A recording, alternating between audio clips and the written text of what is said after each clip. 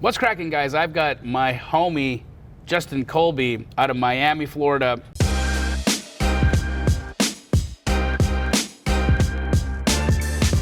Actually used to live here in Phoenix, Arizona, and is one of my favorite real estate investors. We've done hundreds of deals together.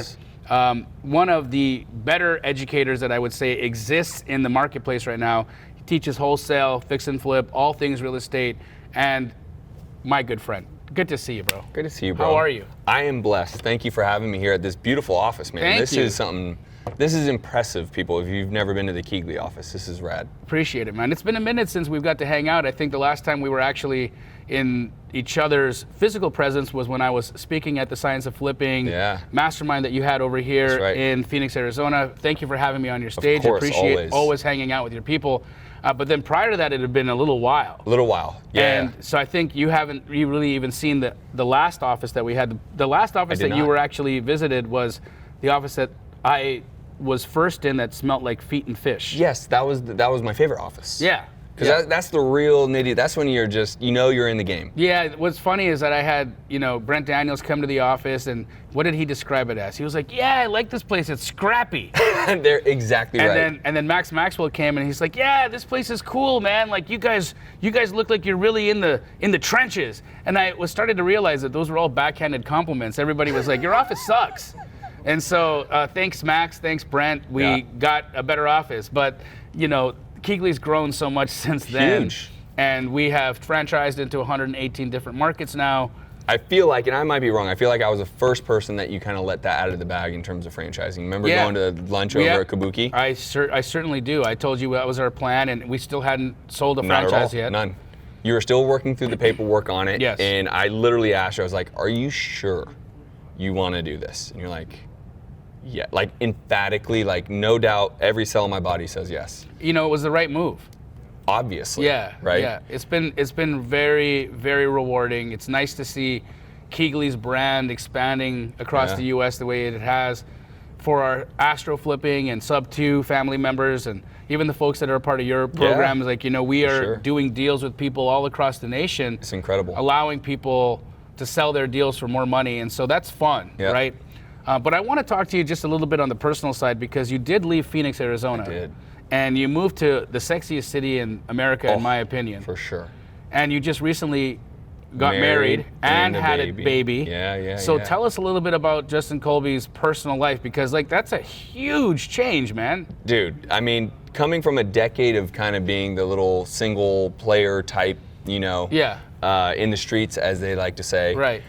To being, married with a baby, I'm just blessed, right? I think some of this has to do with seasons and timings in your life, and I know you believe a lot about this. It was the right timing, and it was the right thing for me at the right time, meaning I could have done it earlier, per se, but would I have been ready for that? Right. No is the answer, right? It also helps that you met a beautiful woman who probably is so much better of a person than you. Oh yeah, she makes me better. She's amazing. She has her own she has her own masters. And she's a speech pathologist. And I'm just like, oh, that's so great, right? Love it. Incredible mother. So it's been a great journey. I've been here for 12 years, and then we moved to Miami, across the country. How was that? It was well, let me just say the actual moving. Not as easy. Yeah. I was in a hotel for a month with a little infant baby and a dog and a wife. And that would be very difficult to deal with. Yeah, it wasn't. You just, you roll with the punches. Roll with it, right? Because here's my perspective on everything. And everyone right now, and we were just talking about this, like everyone's all worried and scared. Like, you just got to be, like, what are you going to do? Just deal with it, right? Like, it's not ideal, okay? Deal with it. Yeah. Right? Yeah. So accept life exactly as it is. Yeah. And it gets so much easier to deal with. Right. And be in the present and realize every day you can make decisions to affect that day. Right. Done, right? So the actual move, a little challenging. Yeah. But dude, I love Miami. I was just telling you before we started, like I would live in Miami or Scottsdale. I mean, for me, I love both places. How I would see is like, Phoenix, Scottsdale, that's where I live, as a I'm married. I have 2 children, incredible family. But if Natalie ever left me, then I'd go to Miami. That's right. I will tell you, I agree with you 100%. You know what I mean? Because I can't go to Miami. Like when I go to Miami, I'm calling my wife like every 30 minutes, and I'm like, I just want to tell you I love you. I just need you to know how much I love you. I'm not looking at anybody over here. This place is terrible. But no. For a family, is it like? Are you find that it's a good place to raise a family? So you want to hear this funny story? So the answer is yes. Okay. Is my actual answer here. Awesome. But the funny story is, so I've been doing this 15 years, and I coach thousands of people, and I tell them how to go find properties that are not listed properties. Right. Which has changed, but we can get there later. So I couldn't find a property in Miami because the real estate market, right? Like there was nothing to buy for myself and my wife, right? So what did I do? I said, well, Justin, you actually know how to do this. Yeah. You can actually find an off-market property. So I actually went and found a for sale by owner. Awesome. Negotiated directly with him. Yep. Beat out the other offer because I knew how to negotiate, and I started to waive some things like an appraisal, contingency, etc. And I was able to get the deal that I bought for myself. Awesome. Right? And I'm like, this is great. Now here's the funniest part. Did that all sight unseen. Never went to the neighborhood, the house, none of it. Not until the day before my inspection contingency was up. I literally told my wife, I'm like, babe, I probably should at least go see something. Yeah, just so you know there's not the boogeyman like, underneath the house or something weird. Or like the neighborhood, right? Yeah. Like I'm buying in a neighborhood I've never actually even been to. Right, but I'm sure the price point would dictated that it wasn't going to be a bad spot. That's right. Yeah. So flew in, and I'm in this area, and it's called Pinecrest and Palmetto Bay, right? So like I'm 3 minutes away from the water. I'm 5 minutes away from most of the Heat players. And the reason why I say that is to say, I still didn't even know where I really was until you start to walk around the neighborhood. It's nothing but little families, like kids everywhere. The people that live there the longest are usually cops, because back in the day, the house price point was $400,000. Yep. And then you have like kind of retirees, and that's my neighborhood. And so you see dogs and families all over my neighborhood. But if you did go, a couple blocks west, it changes. Right? That's everywhere. Totally. But I did it all sight unseen. I bought it sight unseen, contracted it sight unseen, until the last day of inspection. I finally went and saw the house, and I said, and I lucked out, because I literally my wife's friend's husband is Miami SWAT police officer. Oh wow. So what I did that made me feel comfortable is the second it went under contract, I had her text our address to him. Yeah. Within and then he swatted the house? No, within 3 seconds he replies. Literally 3 seconds.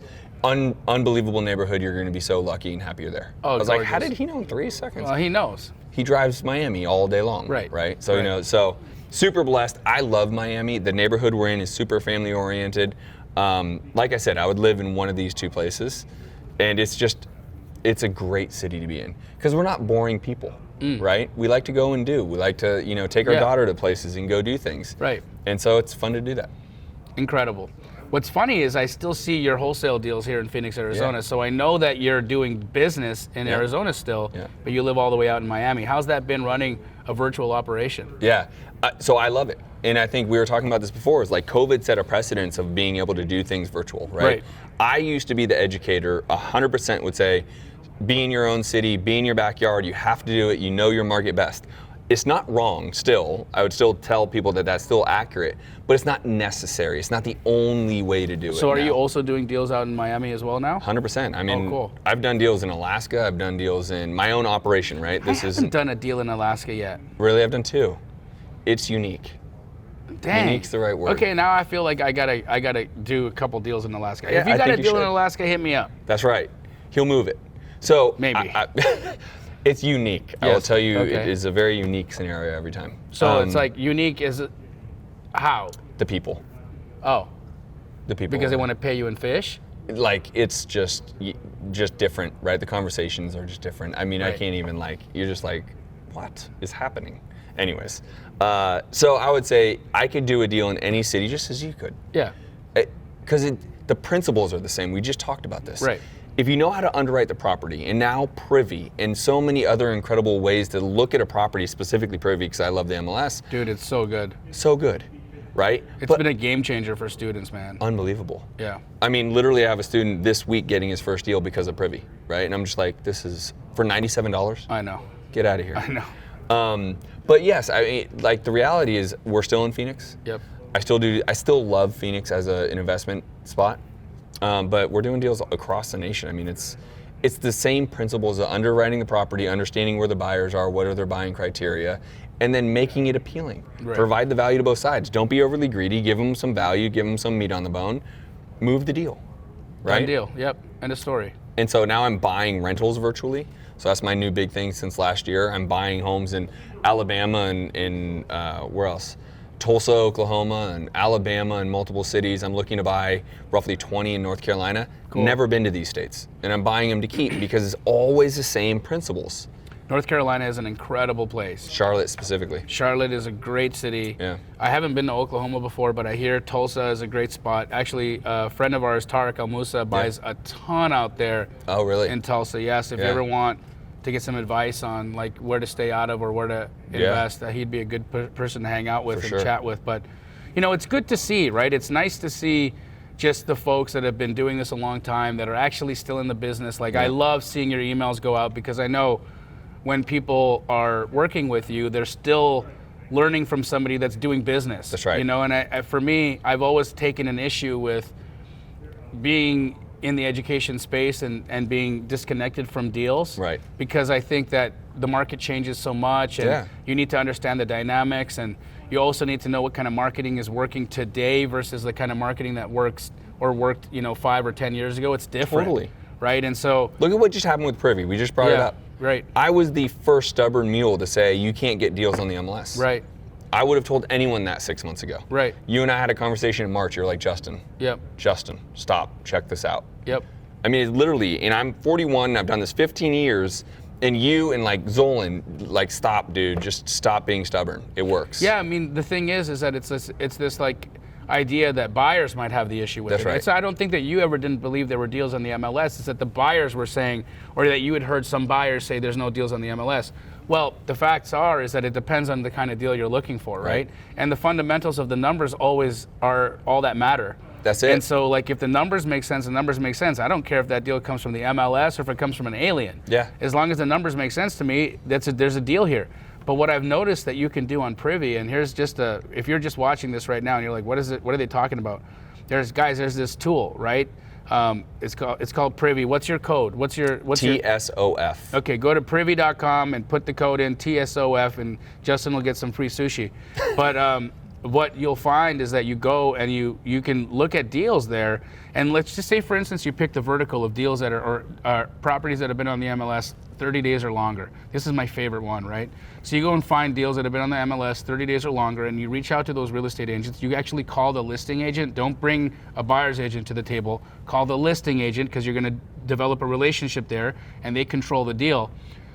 You call them and you say, listen, this house you've got listed, it's been on the market 30 days, and you know the market's shifting and things are changing, and I think there might be a problem because you've got this property listed as though it's been totally renovated, like the price is high. So is your seller, are they just stubborn, or are they coming to reality anytime soon? Because I'd love to give you an offer on this property, and if you are willing to represent me, then maybe you could save the seller some money on commission or make double the commission yourself. But I'd be ready to take an offer. I'd be ready to give you a cash offer on this property at this price. Hey there.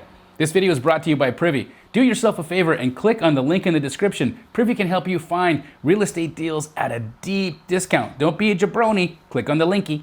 And what ends up happening is, by double incentivizing the realtor with twice the commission, or giving them the commission back so they can give it to the seller, you're giving the real estate agent an opportunity to bring to their seller who has a stale listing some liquidity, some money, right? Some opportunity. And they might be able to sell that offer to a seller. And so now this property is listed at, say, $300,000 on the MLS, and now you get under contract at $200,000. That's a $100,000 gap from where it's listed. Now you send that property out to your buyers at $210,000. They're seeing a $90,000 gap from the MLS to what price you're selling it at. They're seeing value. 100%. Right? Right there, guys. That one strategy I just shared with you right now could make you $15,000, $20,000 a month.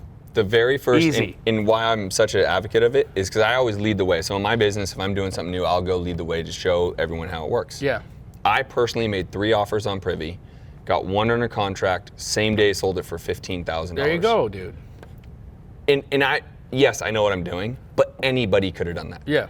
It's also having the understanding of where are your buyers and what is of value, right? Underwriting. Right. So the principles still need to be there. You need to learn from you need to learn from me, you need to learn from someone that can teach you those principles. Right. But then it's just a matter of just, taking action. Just going and doing it. Right. Like, how many offers have you made today? Oh, none? No deals, got it. Yep. Right? It's always a pipeline thing, right? That's it. It's always an action thing. So yeah, that tool is great. But what else have you been finding out there has been great just for success in your business? So I think being a one-trick pony gets tricky. The only times I've really been hurt in my business is like I only bought homes at the auction. The hedge funds come in, now I can't even sniff the price point, right? Like I was buying 80%, they're at 110%. I'm like, okay, I can't crush it. Direct mail. I was only doing direct mail. All of a sudden the callback ratios went to like nothing. Right. Okay, now I'm hurt again. So anytime that you're just a one-trick pony and only try to acquire in one single way, then it can be challenging. To the point of co-wholesaling.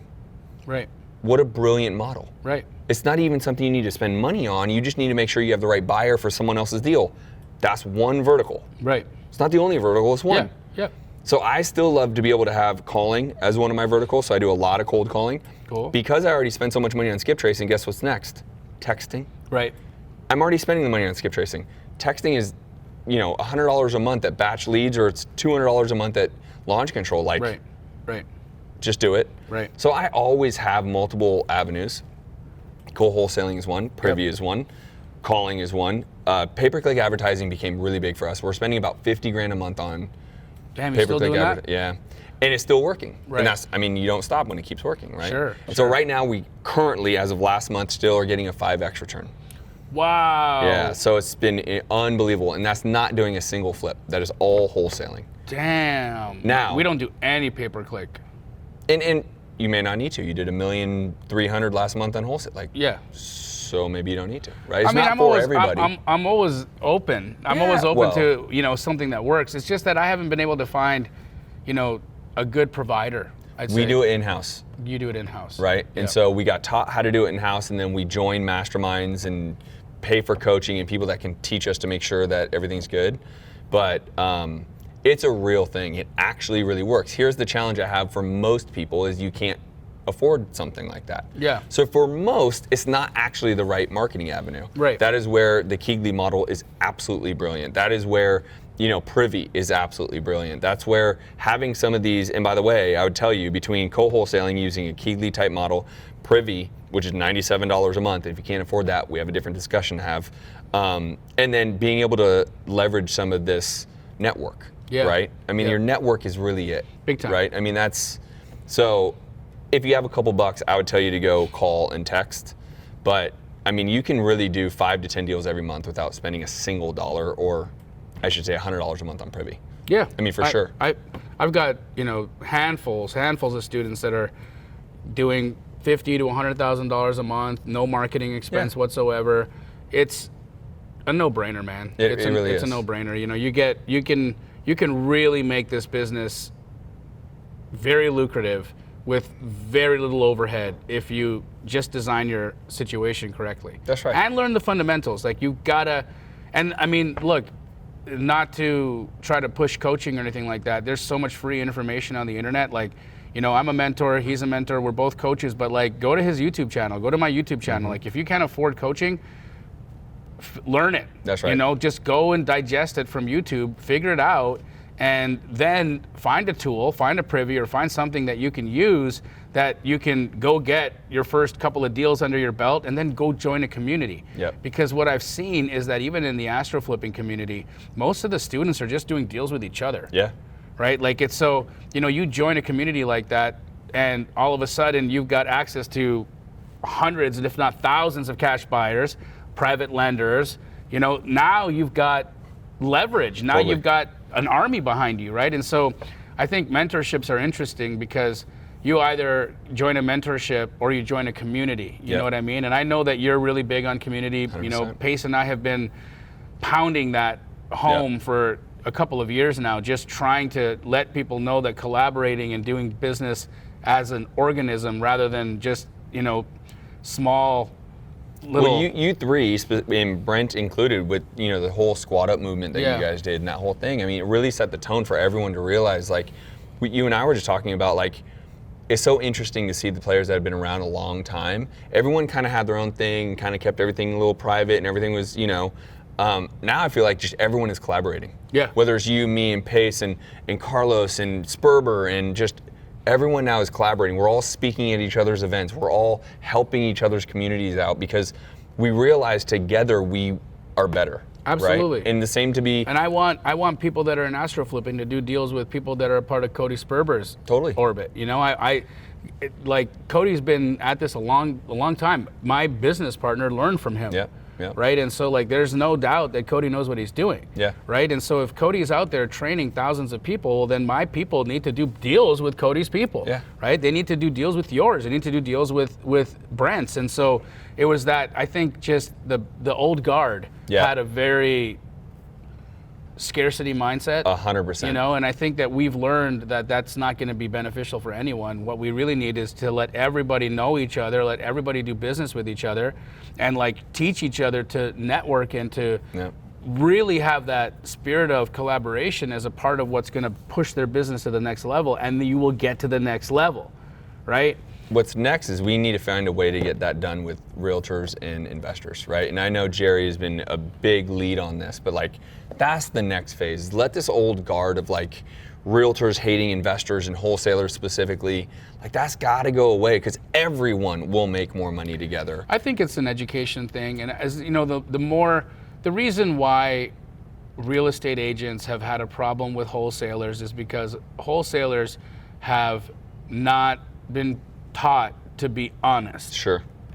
And so evasive, borderline lying, borderline lying, you know, all of these things. And so when you're walking into a transaction and you're not having like just normal ethics, and you're just normal ethics. You know, if you're not bringing that to the table, then of course you're going to have a bad name. Yep. And so I think that as we grow and as we teach people and as you teach people how to do business with agents in a respectful way, and you teach people how to do it in a way that is actually going to perform, and you don't have these canceled contracts. What's been pissing people off is wholesalers that tie up these sellers in a contract and they don't cancel or they don't communicate, and they lock these deals up too high so they're not even real deals. How many deals have you been sent that have been completely remodeled?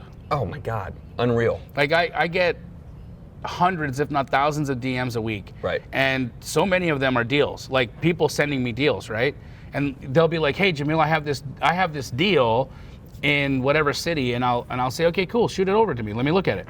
I look at it and I'm like, "Okay, wow, this house has been completely remodeled. Like it's nicer than my house." We have to have a name for. We have a listing. Like it can't be the word deal. Yeah, it's not a deal. That's a house. Right. I have a house that you want to look at? That's a house. That's a house. That's not a deal. Not a deal. We need to reframe that. Yes. The thing is that what is wholesaling? Wholesaling is selling potential. What does that mean? That means that there has to be potential. That's it. Yeah, I can't sell potential if there's no potential here, right? So we're always looking for an opportunity to add value or add potential to a property, and that's what creates a wholesale opportunity. And it's just learning those fundamentals so that we're not out there wasting people's time, wasting sellers' time, being dishonest. None of that is going to take this industry further, right? So the more that you are paying attention to the fundamentals, learning from folks like Justin, myself, Pace, Brent, the better you're off you're going to be, right? But man, we're old, by the way. The four names that you just talked about. Yeah. I don't mean old physically. I mean just like we've been around a long time. We have, man, but you know what? Like, there's been folks that were there before us, like Sean, and these guys. I mean, the people who really paved the way for us, Cody, Sean, like these guys that were the OGs of the education space, that really are folks that I look up to, and I think are still just incredible resources and assets to the community. You know, it's nice to see that all of us are playing so well together and doing business together, and I think that's really fun. But I'm loving just watching, you know, your growth and where you've gone, and you know the fact that your community is as strong as it is, and you know people are getting success. I think that's really commendable because you know again you're still doing the business, right? That's it. And as long as we're continuing to be those folks that are going to do the things that we're teaching, be the way that we are showing other people to be, that is the key, you know. And so I have a tremendous amount of respect for you. I'm happy to see you're in the space. Yeah. Happy to continue to watch you thrive. And congratulations on the wife. Yeah, thank you, congratulations on the baby. Congratulations on Miami, man. Like, gosh, I was just there speaking on Cardone's event. Cardone's, And that was incredible. Thank you, Grant, for giving Pace and I the opportunity to speak a couple of words there. But I was saying to Natalie, I think we need to end up in Miami one day. Let's go. Yeah. Let's go. It's a cool place, dude. But it's not even end up. It's kind of like maybe have one there and want your house here, and you have some options. If it wasn't a 6-hour flight. Oh, it is. It's not 6, 5. Well, It's 5. coming home is 6. Yeah, it's brutal. 5 there, 6-ish home, right? Or is it 4 and 5? 4 and 5. 4 and 5. Yeah. It's still long At enough least that 45 minutes. I was just gonna say, it's still long enough that you're like, oh, this is a stretch. Try doing it with the baby. I brought my dog, I brought my baby, my wife, and my wife's mother. Who was the most well behaved? Me. It was just tough, dude. The dog. You know why? So we have a Frenchie just Better like behaved yours. than your wife and your wife's mother? Yeah, because we gave him doggy Xanax. Oh, wow. The doctor was like, oh, you're traveling with him? Have him eat this before he goes on the plane. So we're like, all right. So what's doggy Xanax? I don't know the name of it, but Okay. the dog doctor gave it to us to give Wow. to him. And he just sat there. Like on a plane, the whole thing just sits there. Nice. And he's a Frenchie. They're hyper and funny, I've got a Frenchie. right? Yep. And this guy is just chilling. Wow. Yeah, so that was actually kind of fun. But, traveling from Miami here, you guys can at least go first class and Yeah. you guys let's get an Airbnb together. How about that in Miami? My big mission right now is I want to get some Airbnbs. But luxury. I like the luxury market here in Scottsdale, luxury Miami, places where people are going to go. I'm a little worried about the Airbnb market, I'll tell you that. I get it. I do. I totally understand. But you buy it in fundamentals. You buy it so if it turns into a long-term rental, you're still fine. If you can cash flow as a long-term rental, I'm all for it. That's but if it. it only pencils as a short-term rental, Probably I'm staying pass. away. Yeah. Guys, it's been incredibly fun just to sit here and talk to Justin.